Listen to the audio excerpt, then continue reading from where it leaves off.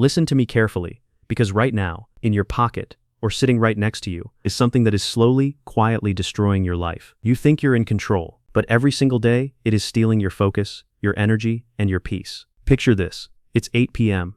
You just finished an exhausting day. You tell yourself, I'm just going to check my phone for 5 minutes to unwind. You swipe. You see a funny video. You smile. You swipe again.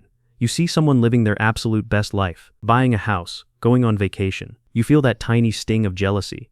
You swipe again. Suddenly your neck hurts. Your eyes are burning. You look up at the clock, and it's 11:30 p.m. 3.5 hours, evaporated into thin air. You sit there in the dark, and your inner monologue screams, what is wrong with me? Why am I wasting my life watching strangers live theirs? Here is the truth nobody tells you. You are fighting a war you were never equipped to win. 3 years ago, I hit absolute rock bottom. I was sitting at dinner with my best friend. He was pouring his heart out about a massive problem in his life, looking me dead in the eyes, asking for help, and right in the middle of his sentence, my phone buzzed. Without even thinking, my hand reached out. I flipped the screen over.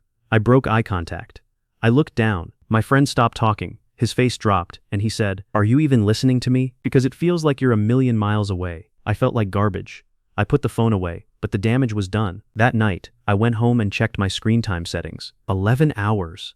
I had spent 11 hours on my phone in a single day. I was literally sleeping through my waking life. I panicked. I tried the digital detoxes. I told myself, I'm deleting TikTok. I would last maybe 3 days before relapsing harder than before, falling into a 6-hour binge that left me feeling hollow, powerless, and disgusted with myself. Why does this happen? Studies show the average person checks their phone 96 times a day. Your phone is literally more addictive than hard drugs. And nobody wants to admit it. You are up against a $700 billion attention economy. The infinite scroll, the red notification dots, the pull to refresh motion, none of that is an accident. They hire the exact same neuroscientists who work with gambling addicts. Every time you see a funny video, your brain releases dopamine. It's what researchers call variable ratio reinforcement. You never know when the next hit is coming, which makes it incredibly addictive.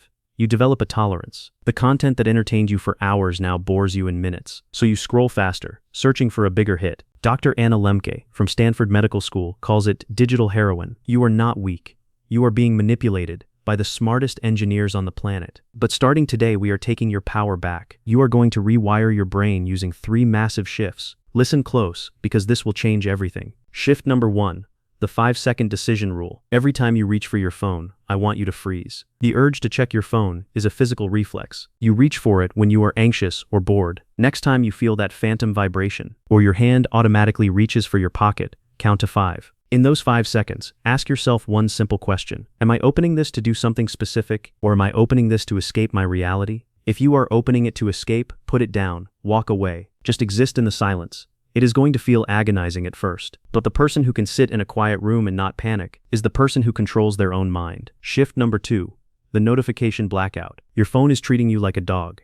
It pings, and you jump. Turn them off. All of them. Turn off the Instagram alerts, the TikTok notifications, the group chat banners. The only things that should make your phone ring are a phone call or a direct text message from a human being. The first 2 days, you are going to feel severe anxiety. You will think, what if I'm missing out? What if there's an emergency? Let me tell you the harsh truth. Nobody is having a social media emergency. When you turn off your notifications, you stop being a reactive puppet, responding to triggers, and you start deciding when and where to allocate your attention. You check the apps on your terms, not theirs. Boom! Power reclaimed. Shift number 3.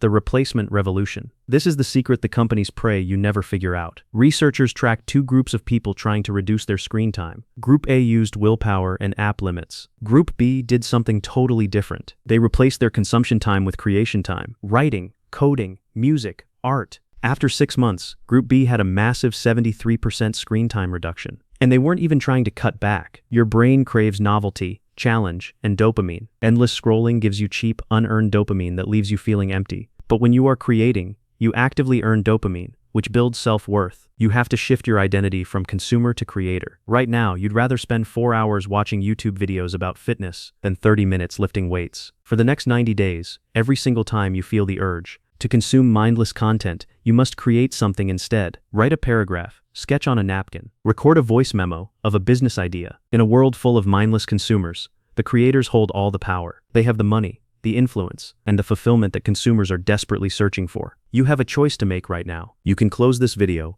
open another app, and go right back to scrolling. You can let the algorithm steal another 3 hours of your precious, irreplaceable life tonight, while you sit in the dark, feeling anxious, tired, and small. Or, you can put the phone down. You can stand up, protect your peace, and start building the life you are secretly dreaming about. The data proves this works. The only question left is whether you have the self-respect to actually do it, or if you're just going to keep handing your life away, one swipe at a time. Now go out there and stop letting a piece of glass control your destiny. You've got this.